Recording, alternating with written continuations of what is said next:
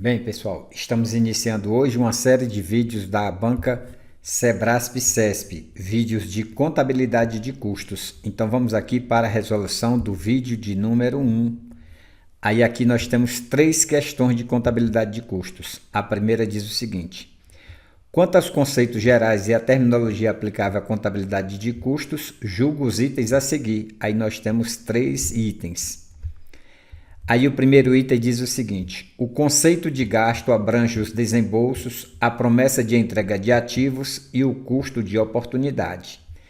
Vamos ver o que é que diz aqui o livro do professor Eliseu Martins. Livro do professor Eliseu Martins. O que é um gasto? Gasto é compra de um produto ou serviço qualquer que gera sacrifício financeiro para a entidade.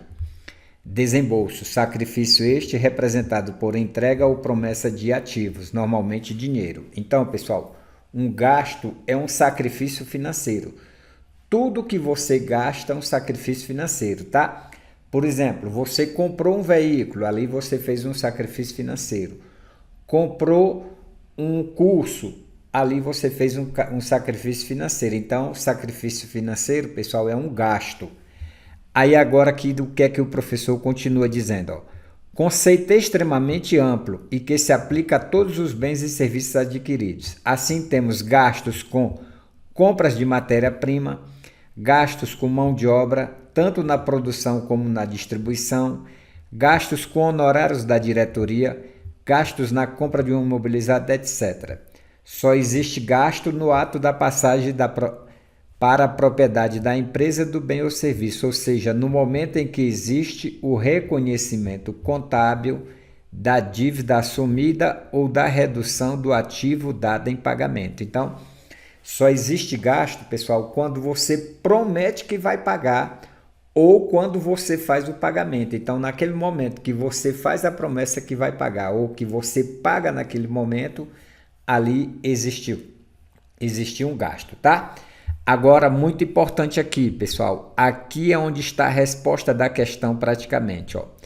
Não estão aqui incluídos todos os sacrifícios com que a entidade acaba por arcar, já que não são incluídos aqui, pessoal, ó, já que não são incluídos o custo de oportunidade ou juros sobre o capital próprio, uma vez que estes não implicam a entrega de ativos. Então, o custo de oportunidade, pessoal, ele não é um gasto, então isso aqui torna a questão falsa. Então este item está falso.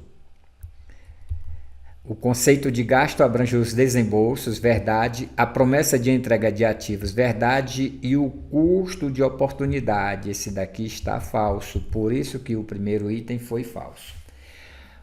O item 142. Em decorrência do princípio da materialidade, pode-se desobrigar a entidade de dar tratamento mais rigorosos aos itens cujo valor monetário seja pequeno. Então, o valor monetário seja pequeno quando comparado com os gastos totais. Vamos ver o que é que diz o livro do professor Eliseu Martins. No livro do professor Eliseu Martins, no item 3.1.16, diz materialidade ou relevância. Essa outra regra contábil é de extrema importância para custos. Ela desobriga um tratamento mais rigoroso aqueles itens cujo valor monetário é pequeno dentro dos gastos totais. Então, pessoal, vamos dar um exemplo aqui, ó. Uma empresa grande. Então, se tiver um gasto pequeno, ele é um item praticamente sem relevância para aquela empresa, tá? Mas se tiver uma empresa pequena, um item pequeno, ali já vai ser relevante. Então vai depender de quê? Vai depender da empresa, mas é a materialidade ou a relevância. Aí ele diz aqui, ó, alguns pequenos materiais de consumo industrial, por exemplo, precisariam ir sendo tratados como custo na proporção de sua efetiva utilização.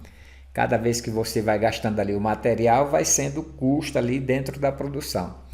Mas, por consistir em valores irrisórios, costumeiramente são englobados e totalmente considerados como custo no período de aquisição, simplificando o procedimento por se evitar seu controle e a baixa por diversos períodos, Por exemplo, uma graxa, pessoal, que é utilizada em uma máquina. Uma graxa, o custo de uma graxa não é quase nada em relação à materialidade ali da máquina, em relação à empresa.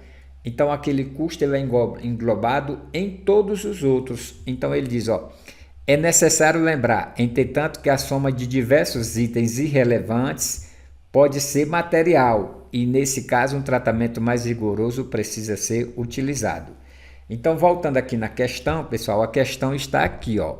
Alguns pequenos materiais de consumo industrial, por exemplo, precisaria ir sendo tratado como custo na proporção de sua efetiva utilização, mas por consistir em valores irrisórios, costumeiramente são englobados e totalmente considerados como custo no período de sua aquisição, simplificando o procedimento por evitar seu controle abaixo dos períodos. Então aqui, pessoal, é justamente o que a questão está dizendo, ó. Em decorrência do princípio da materialidade, pode-se desobrigar a entidade a dar tratamento mais rigoroso aos itens cujo valor monetário seja pequeno quando comparado aos gastos totais. Esse item está verdade, ou seja, pequenos itens você não vai dar aquele tratamento rigoroso, tá? O exemplo que eu dei foi da graxa. A graxa você vai colocar ali nos custos, mas ele não vai ser ali totalmente rigoroso, tá?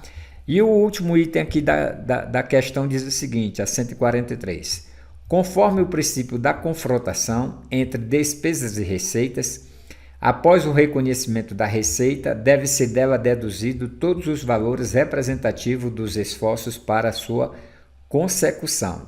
Então vamos ver aqui o que é que diz o livro do professor Eliseu Martins, no item 3.1.2, princípio da competência ou da confrontação entre despesas e despesas, foi o que ele perguntou aqui, pessoal. Aí ele diz o seguinte: esse aspecto da teoria contábil é de extrema importância para custos e diz respeito basicamente ao momento de reconhecimento das despesas. Pela realização, fica definido o momento do reconhecimento da receita. Após isso, pela competência ou confrontação, temos o reconhecimento das despesas. A regra é teoricamente simples. Após o reconhecimento da receita, deduz-se dela todos os valores representativos dos esforços para sua consecução, despesas. Como esses esforços podem ser subdivididos em dois grupos, também existe praticamente dois grandes grupos de despesas. As despesas especificamente incorridas para a consecução daquelas receitas que estão sendo reconhecidas e as despesas incorridas para a obtenção de receitas genéricas e não necessariamente naquelas que agora estão sendo contabilizadas. Pessoal, o que é que ele está dizendo? Ele está dizendo o seguinte, ó, se você tem ali uma receita, é porque você teve o quê? Teve uma despesa. Então, é o item ali que você verifica lá na terminologia contábil sobre as despesas. As despesas ali, pessoal, é justamente você tem gastos com despesas para obter receitas. Então, aqui você tem aqui, ó, receita menos as despesas. Aqui você tem a consecução dos objetivos da empresa, que é o quê? Que é o lucro. Então, aqui, pessoal, esse item está verdadeiro. Conforme o princípio da confrontação entre despesas e receitas, após o reconhecimento da receita, deve-se dela deduzido todos os valores representativos dos esforços para a sua consecução. Então aqui, pessoal, o nosso gabarito ficou assim, ficou a primeira falsa, a segunda verdadeira e a terceira verdadeira, tá? Então é isto, pessoal. Até a próxima.